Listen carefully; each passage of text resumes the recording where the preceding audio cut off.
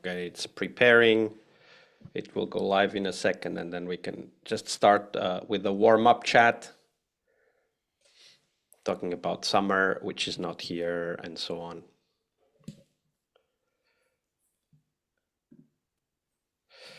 All right, I think we can start. It's a little bit of a warm-up chat for now. So everybody, if you're on YouTube, remember to put your comments, your questions in the chat window for YouTube, so that we can get those and start answering those with Ines. But Ines, welcome. While we're doing the warm-up, tell us a little bit more about yourself. Where are you these days? Right, so I recently moved house, and right now I'm in East Devon, which is in Where the UK. Is that? In the sort of south side of the UK. And today has been very sunny, which is bizarre because it has been very rainy, but you know, sun is shining, so happy hearts. Absolutely. When the sun is shining, especially for southern people like us, that's a blessing. And we're very happy to have the sun shining. Yeah, so how is for you? But for me, it's unfortunately, I can't report the winter has disappeared yet. There's this saying people often say because of the Game of Thrones, obviously, that the winter is coming. And in Finland, we have a slight twist to that. We say winter is coming back. Because it fakes that it goes away and then it comes back. And we have one of those days. We have about 20 centimeters of snow out there. And it's the end of April. So like that's surprising. Yeah. I mean, we may get into a bit of this later, I suppose, but yeah. I tend to try to grow my own food or some of it. And I'm like, oh, come on, weather, can you just warm up a little bit and give me some sunshine? Because So you have a bigger garden now? Not anymore. So that's now it's a slightly temporary situation. But yeah, I'm still determined that I will have tomatoes that taste like tomatoes. Yeah, absolutely. That is something that is definitely worth doing. I remember when I moved to Finland, and I really started because I'm from Portugal originally, so we don't really have that much difference. You either have tomatoes and they taste like the tomatoes you're used to, or then you don't. But in Finland, we have tomatoes all year round, and obviously in winter they don't taste very much like anything. Yeah, being locally attuned and adaptive is a thing, not just in Agile. And we'll talk a lot more about that. So let's get started, shall we?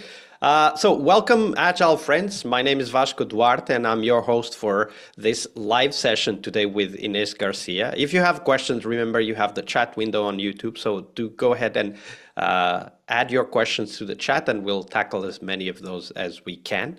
We'll be talking about product sustainability with Ines. So Ines, welcome to the summit. Thank you for having me. Always happy to contribute to these initiatives.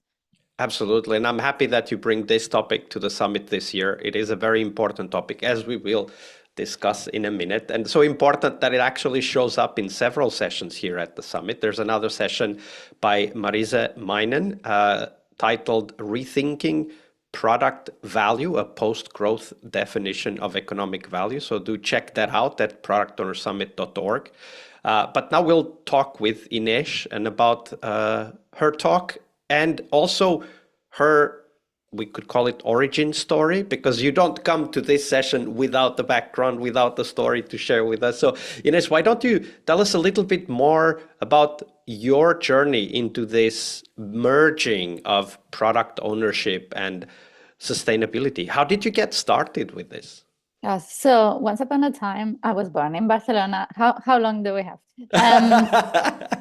I've been in the UK for the last 17 years. I come actually from communication background, and life takes you through so many different paths, and I end up working sort of in internal communications, and there is where sort of my professional career collide with digital, right? Sometimes we have the impression that we can just chuck technology at things and it will be magic. But, we have humans involved. So technology by itself doesn't do anything.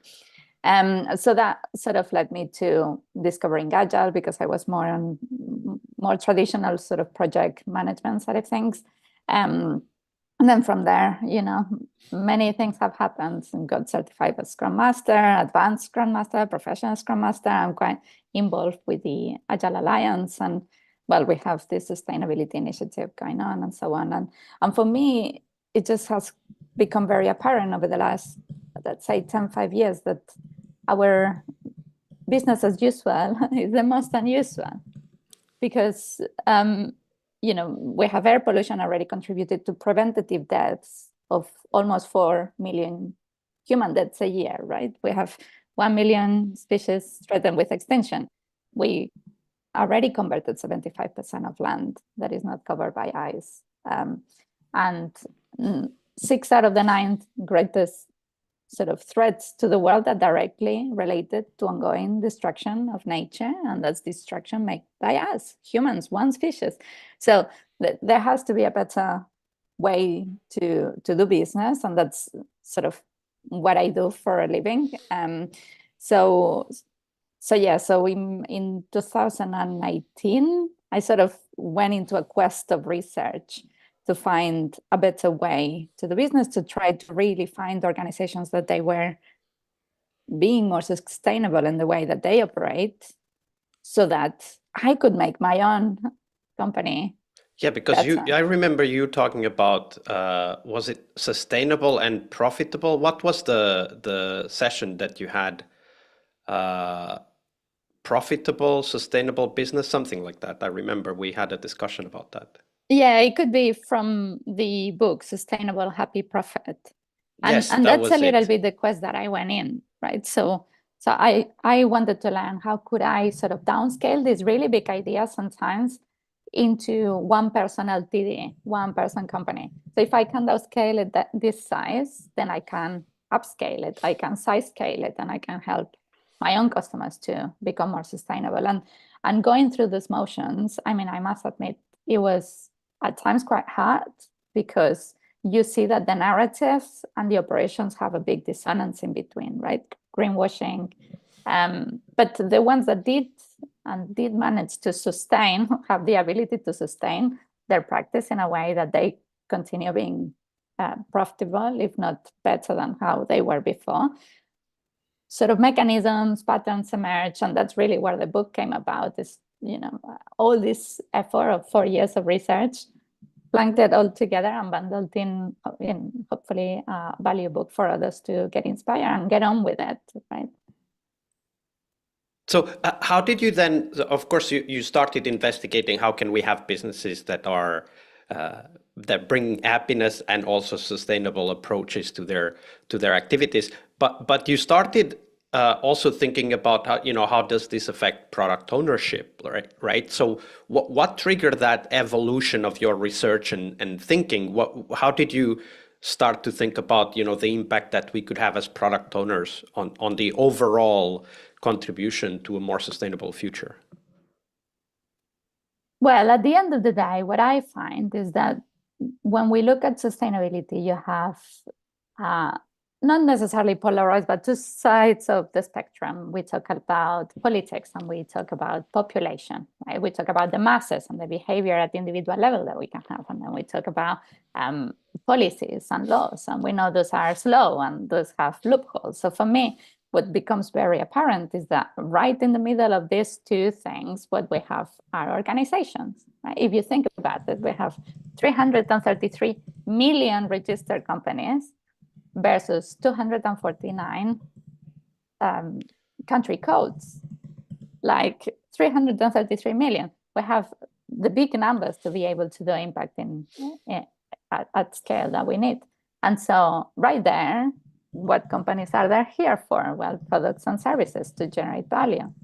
And for me, it just becomes very apparent that's the target market, and that's where my work is on. So for me, it was a very easy way to see there is a clear connection, how we can evolve what we do in a way that if we get to the core of it, imagine if we had an ethos to create conditions that are conducive to life in all we did, in terms of the materials that we use, in terms of the energy that we use, in terms of how we live in a better state, the humans involved, and obviously the spaces that we use, the biosphere. So is your idea that product owners can be a leverage for that kind of thinking in these businesses? As you said, so many businesses out there.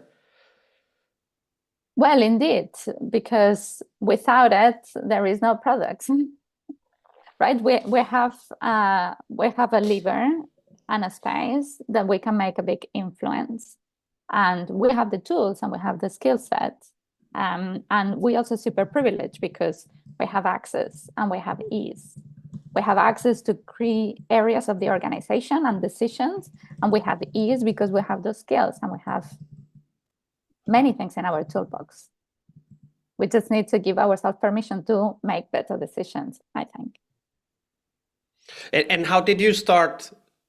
So you started with this research about like, okay, so what are the things that can help businesses take sustainability more into account? What, you know, how can I adapt this to my own business? And if I can do it for myself, I can do it for others, and that thinking. And then you started also thinking about, okay, so product ownership, right? So what are some of the concrete aspects that you have brought to your own thinking and your own action, right? Because you work in the industry and you're in contact with these businesses to help product owners understand their role, but also then take concrete actions in that direction.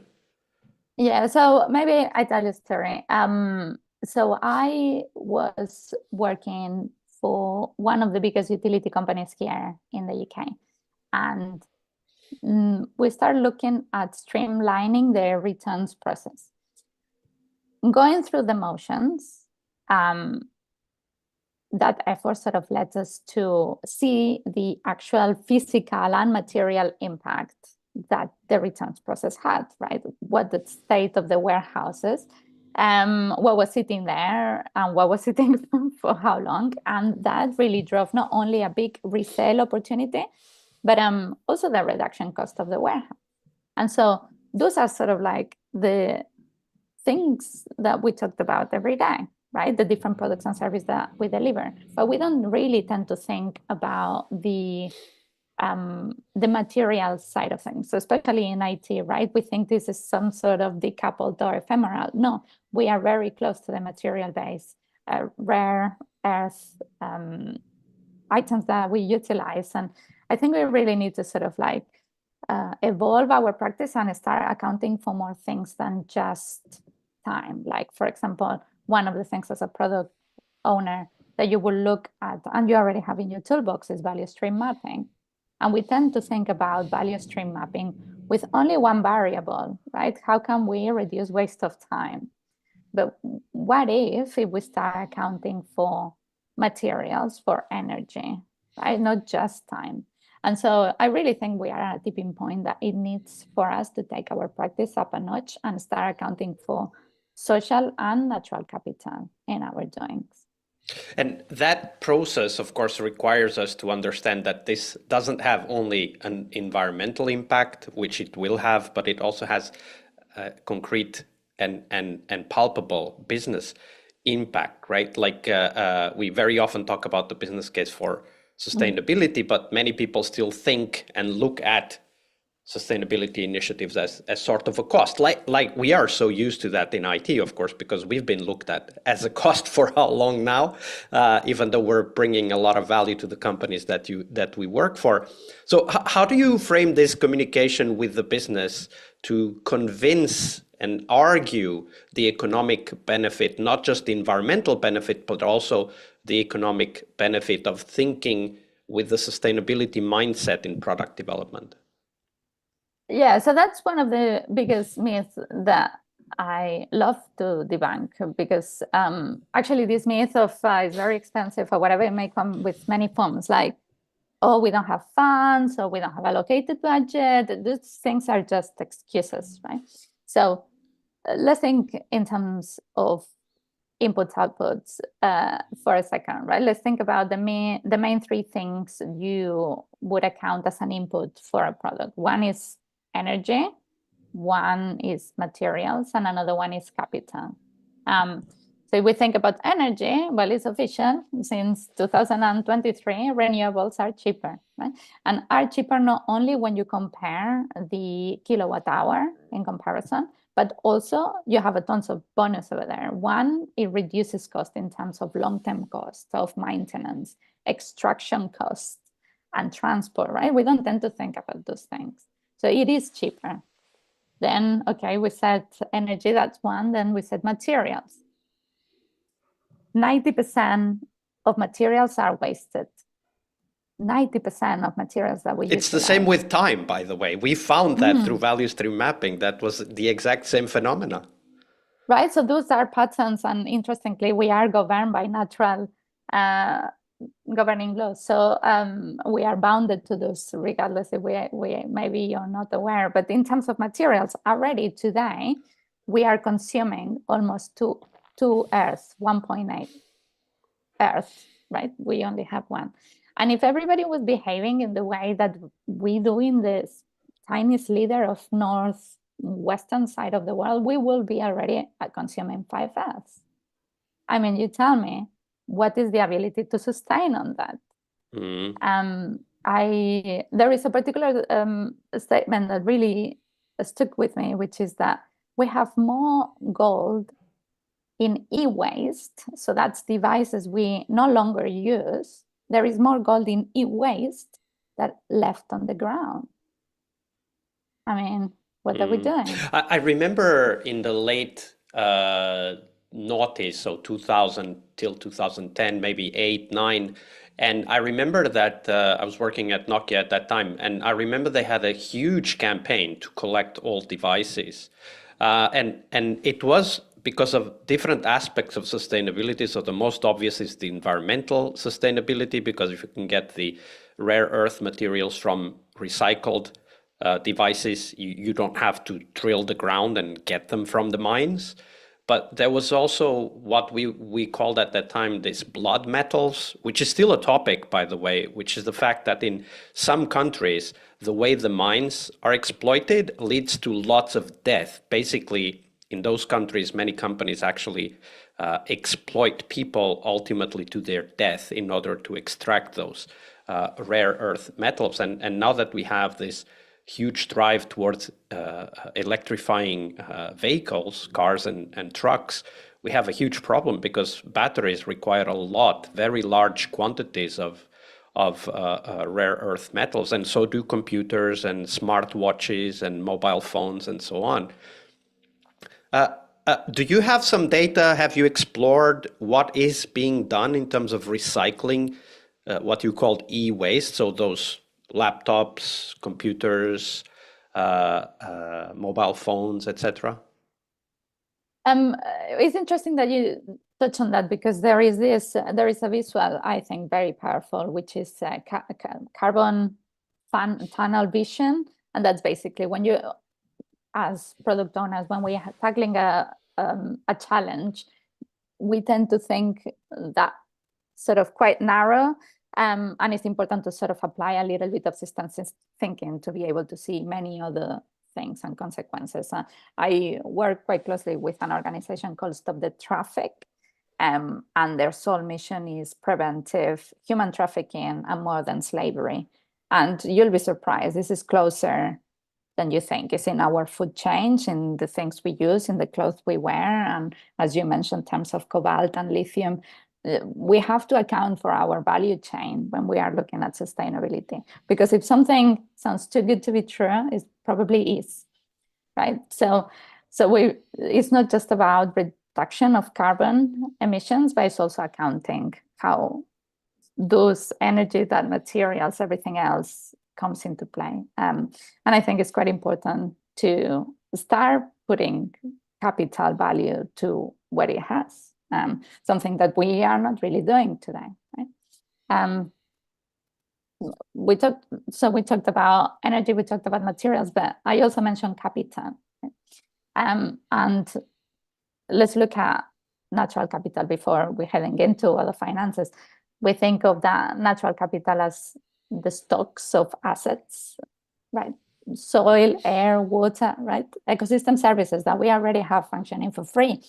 And it is from this natural capital that we have all that range of services that we don't tend to account for and makes human life possible. So it's not like only clean air, by the way. Exactly, that's it. In London We just alone, had over the weekend, we had the Chinese Formula One Grand Prix, and one of the striking images I have from that event is the smog around Shanghai. Like, people don't see the sun for decades because there's so much pollution in the air. And in London alone, we were talking about air pollution. 7,000 deaths a year, preventive deaths a year in London alone, and you don't see it, but you breathe it. Yeah, so definitely those things we need to do better. We need to be more. We need to have an ability to sustain. And how we doing at the moment, there isn't. But if you only want to look at financial terms as a product owners under our area of influence, we have, I think, three key areas. One is capital budgeting, right? That's investment decision, internal per project investment basis, sustainable finance. Also look at generating that social and environmental impact. One of the stories I cover in Sustainable Happy Profit is a bank. Sometimes it's worth to sort of anchor and look at where you have the biggest influence. And so as a bank, you can put a lot of things in place, and this company in particular did lots of things, but it's also where you put your money. Put your money where you want the world to go. And so I think, we have moments, we have daily moments and daily decisions that if we give ourselves permission, we can make better decision. We also have capital structure, like that's how different entities raise and source capital as a product owner, right? Where is that coming? Where is that money coming from and going to? Think about equity, shareholders, ownership. Think about debt, banks, bondholders, and things external to the organization. But also we have working capital. That's cash inflows, sales, payments, collection, manage inventory. We have outflows, suppliers, wages, interest payments, taxes. So especially timing on those ones can make a big difference. So we, as owning a product, we do have different areas of maneuver to inform our decisions. And I really like the aspect that you bring. I mean, you talked about it already, which is this systemic approach to understanding what's our impact in the environment around us and the sustainability of the strategies that we are using. I mean, you talked about different aspects. It was energy, materials, and then capital, different human, natural, and of course financial capital. And one thing that strikes me, and I've heard this also from other people also involved directly in the idea of bringing sustainable thinking more into the product development, is that many of the decisions we make have a direct influence in those three aspects you just talked about, right? Like energy, resources, and capital. And a very simple one, which we are now facing, all of us, and we talk about that in the summit as well, is AI. We're already saying that the bottleneck to AI is the lack of enough electricity to power all of the hardware that we would like to have in order to have all the services that are based in AI. And it starts to seem clear, and I'm sure you've talked about that already several times, it starts to seem clear that a lot of our choices when it comes to product development, and in the case of AI, it is product development, have a huge impact on the consumption of some of these available resources. In the case of AI, we're talking about electricity, which comes from natural resources. So how are you bringing this to the product owners that you work with? Like, do you have like a workshop, a checklist? Do you talk about the book? Like, how do you bring that to the reality of the day-to-day of those product owners that you work with? Yeah, so I guess for me, like same with the agile conversation, sometimes the best is not going straight on, but it's understanding what's the context of the organization and where are the different touch points, opportunities that you have. With AI, even like, I think we really need to introspect. I think at the beginning of this conversation, I talked about checking technology.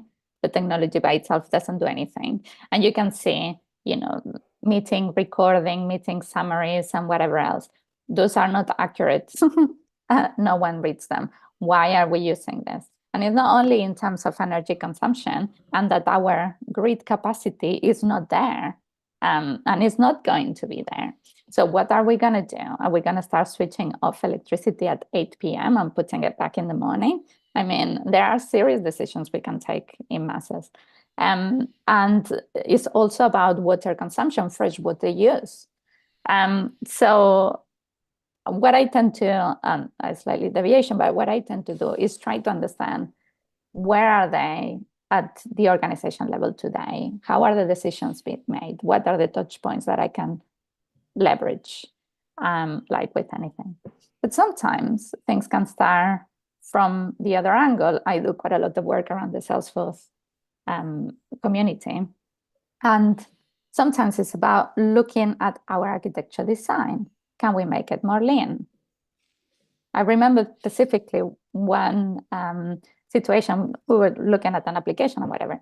15-minute conversation made the amount of data tables half, and a big sort of reduction in terms of processing after the fact, because how you handle the data is different, is more decoupled. You don't have to have so much sort of infrastructure around it. So sometimes it's looking at the product itself.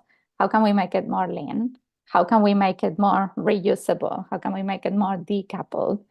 How much data do we hold? We know that just collecting data doesn't necessarily help us making better decisions. So there are a lot of angles that you can take in terms of your ability to sustain in your products and also in your organization, and how you're going to fit those items to continue generating value. So that's how I try to think about it. One thing that I remember, I mean, I work with different teams, and one organization that I work with, they have quite a few teams working on what they call circular economy products. So products that allow organizations, individuals to create an ecosystem of exchange. Circular economy could be recycling, could be finding local products instead of importing them from other countries, et cetera, et cetera. There are many different aspects to that. And one of the things that has struck me is that it starts to be so that there is a product opportunity within this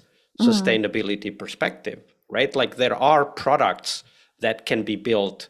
And I mean, I'm sure many of our viewers and listeners have bought secondhand items, for example, right? Like, and there are even web shops specialized on secondhand items, whether that be accessories, clothes, or electronics, whatever that may be. And that's a very concrete example of an opportunity that we have as product owners to think about, okay, so what could we bring to the table that would help this sustainable thinking, right? Like the challenge you raised a few moments ago, right? We're already consuming nearly 2 Earths worth of resources. That is a challenge that can be taken or at least reduced or tackled through thinking around circular economy, recycling, and so on.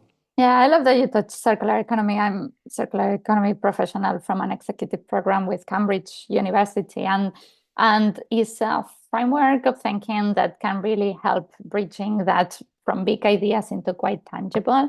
Essentially has 3 principles. The first one is keeping products and materials in use for as long as possible. The second one is reducing waste and pollution. And that's also, as product owners, we make materials decisions, not just the amount, but where are those things are benign when they sort of break down. And then the third one, which is regenerate natural systems, the spaces that we use, the transport or the lack of that we use. So there are 3 sort of principles that you look at. The last one, unfortunately, is the one that is slightly harder. I think, like with retrospective, the pausing, tuning, and adjusting sometimes is the easier one to drop. But in terms of keeping products and materials in use, only looking at that, you have a model of 7 hours, 9 hours, 11 hours, right? Different things that you can do in terms of keeping that product, like repairing it, reusing it, giving it a second life, remanufacturing. So it gives you suddenly a broad spectrum of potential product lines. And that, again, as product owners, you can diversify your offering quite easily, I think. We tend to think of recycling, but really recycling is one of the most expensive things that you can do with your product in terms of all the inputs it requires, in terms of how much it's going to cost you from that material to come back. In energy, finances, transport is one of the most expensive things that we do. Yet we have it as default. Oh, I finished using this, I'm going to recycle.